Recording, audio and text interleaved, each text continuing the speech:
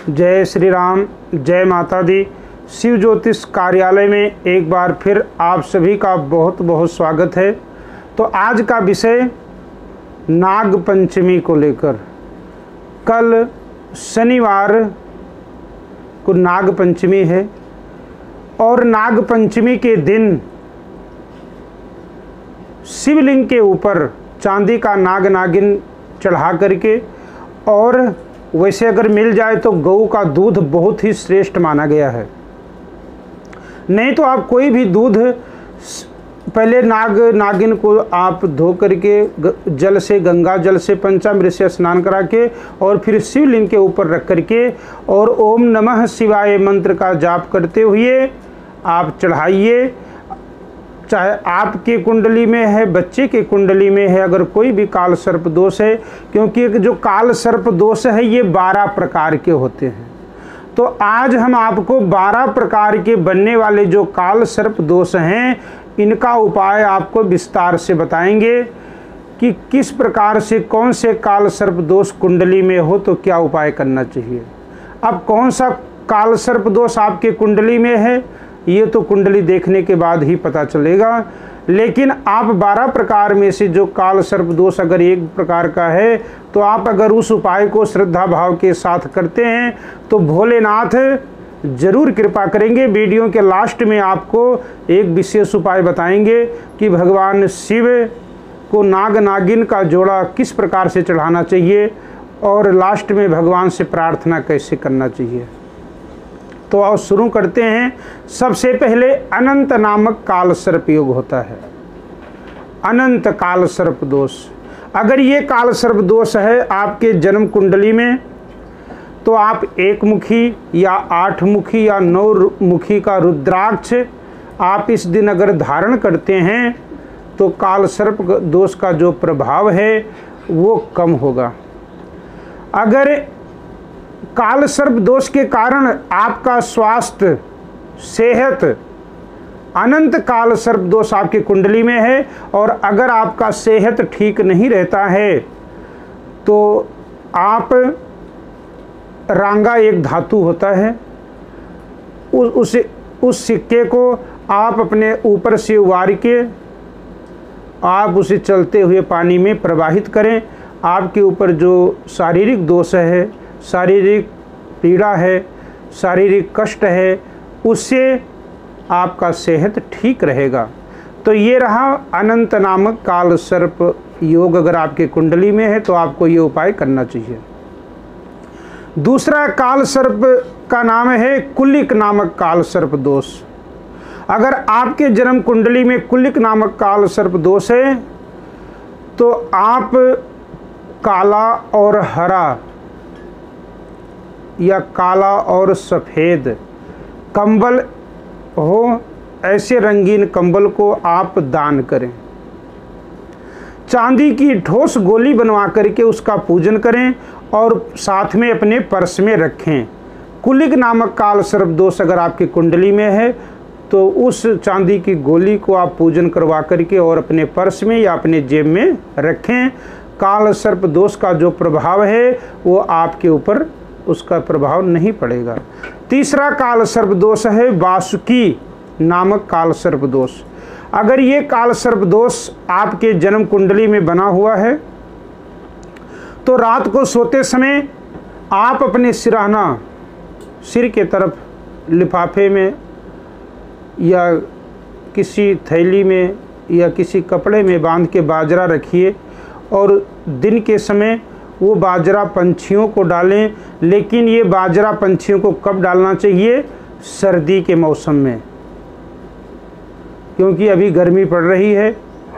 तो अगर अभी आपको बाजरा डालना है तो उसको पहले पानी में भिगोएं, फिर उसके बाद में वो पंछियों को डाला करें।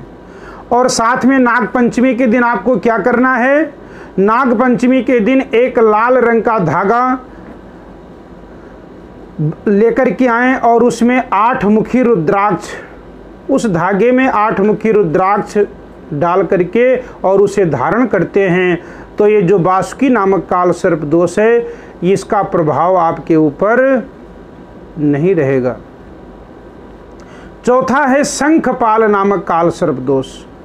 अगर शंखपाल नामक काल सर्प दोष आपके जन्म कुंडली में है तो आप 400 ग्राम बादाम छिलके वाला ये नाग पंचमी के दिन अपने ऊपर से वार कर और जल में प्रवाहित करें। 3 बार घुमाना है एंटी क्लॉक उल्टा। नाग पंचमी के दिन आपको क्या उपाय करना है? विशेष शिवलिंग के ऊपर आप भगवान शिव को दूध चढ़ाएं, नाग नागिन का जोड़ा रख करके और भगवान शिव को दूध अर्पण करें। तो ये जो शंखपाल नामक काल सर्प दोष है, इस दोष से आप बचे रहेंगे। 5वां है पद्म काल सर्प दोष।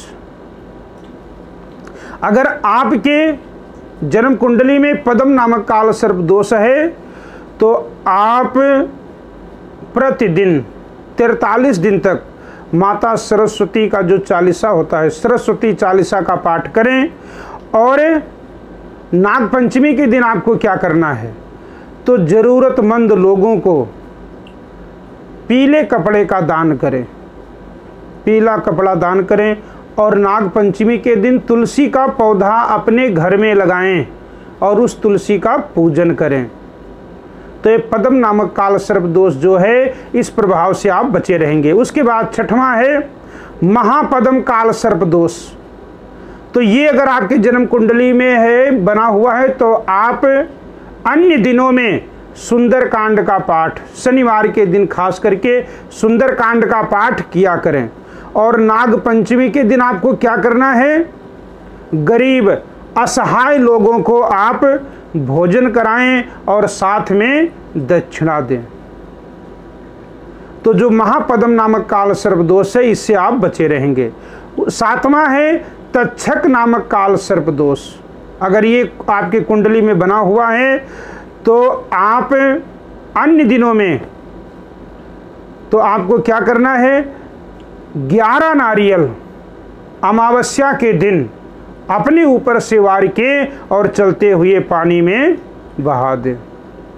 और नाग पंचमी के दिन क्या करना है आपको? अगर तक्षक नामक काल सर्प दोष बना है तो सफेद कपड़े में चावल बांध करके और भगवान शिव को अर्पण कर दें।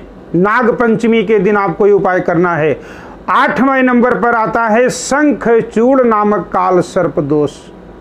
अगर आपके जन्म कुंडली में ये योग है तो आप नाग पंचमी की रात को सोने से पहले सिरहाने के पास जौ रखें। आज की रात्रि रखना है आपको। नाग पंचमी वाली रात कहते हैं, एक दिन पहले वाली जो रात्रि है उसमें सोने से पहले अपने सिरहाने जौ रखें और उससे अगले दिन पंछियों को वो जौ डाल दें। आप नाग पंचमी के दिन 5 मुखी, 8 मुखी या 9 मुखी रुद्राक्ष काले धागे में अपने गले में धारण करें। तो ये जो शंखचूड़ नामक काल सर्प योग है, इस दोष से आप बचे रहेंगे।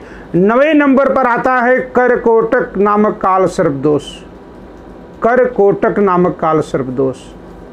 तो अगर आपके जन्म कुंडली में है तो जो बटुक भैरव का मंदिर है, वो मंदिर में आप अन्य दिनों में शनिवार के दिन दही और गुड़ भैरव जी को चढ़ा सकते हैं। और नाग पंचमी के दिन आप शीशे के 8 टुकड़े नदी में प्रवाहित करें। लेकिन प्रवाहित कैसे करना है?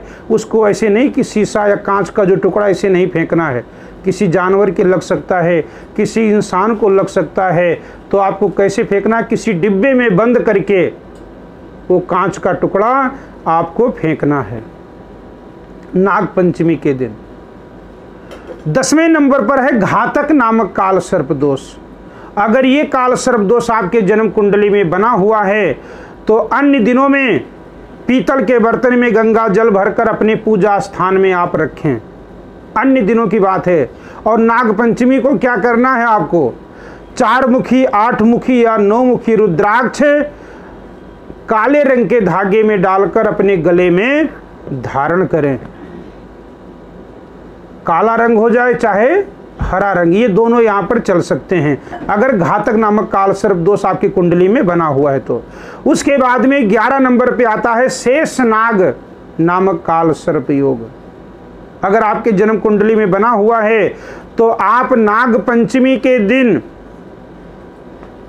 कपड़े में थोड़ा सा बतासा सफ़ेद फूल बांध करके और नाग पंचमी से एक दिन पहले वाली रात्रि में अपने सिरहाने रखें, और नाग पंचमी के दिन वो जो सफ़ेद फूल और बतासा है जो आप सफ़ेद कपड़े में बांध कर रखे हैं वो अपने ऊपर से वार कर और चलते हुए पानी में प्रवाहित कर दें।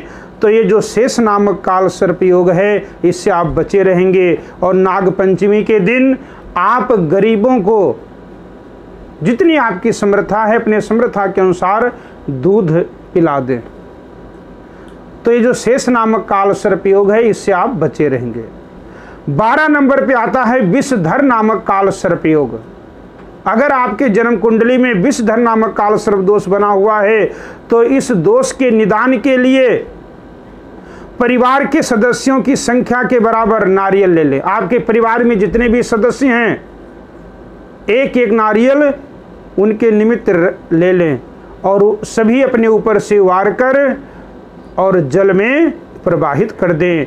नाग पंचमी के दिन आप भगवान शिव को नाग नागिन का जोड़ा अर्पण करें, संकल्प कराएं, संकल्प पूर्वक भगवान शिव को अर्पण करें और दूध चढ़ाएं। तो ये रहा 12 प्रकार के जो जन्म कुंडली में काल सर्प दोष बनते हैं उनके नाम और उन्हें क्या उपाय करना चाहिए ये आपको आज मैंने बताया। तो साथ में अब जिसके जन्म कुंडली नहीं है या जिसको नहीं पता है कि हमारी जन्म कुंडली में कौन सा काल सर्प दोष बन रहा है तो उनके लिए उपाय, आप नाग नागिन का जोड़ा चांदी का लीजिए। तो सबसे पहले वो नाग नागिन जोड़ा भगवान शिव को अर्पण करें, चढ़ा दें, दूध चढ़ाएं, पूजन करें, सफ़ेद फूल चढ़ाएं, धूप नहीं जलाना है। जिसके जन्म कुंडली में काल सर्प दोष है उस दिन वो धूप ना जलाएं और ना ही लाल तिलक लगाएं। तिलक कौन सा लगाना है? सफ़ेद तिलक नाग नागिन को लगाएं, पूजन करें, भगवान शिव की आरती करें और उसके बाद में वो नाग नागिन का जो जोड़ा है वो नारियल में बांध दें। पहले मौली बांधें और मौली के बीच में उसको लगा दें और उसके बाद में वो आप किसी चलते हुए साफ पानी में प्रवाहित कर दें। भगवान शिव के गले में नागराज विराजमान होते हैं। तो अगर आप नाग पंचमी के दिन नाग नागिन का जोड़ा भगवान शिव को अर्पण करते हैं तो भगवान शिव की कृपा सारा साल आपके ऊपर बनी रहेगी। तो अगर हमारा वीडियो आपको पसंद आया हो तो आप लाइक कीजिए और अगर कोई आपके मन में प्रश्न है तो आप कमेंट कर सकते हैं। कमेंट बॉक्स में जाकर उसका उत्तर आपको ज़रूर दिया जाएगा। जय श्री राम, जय माता दी।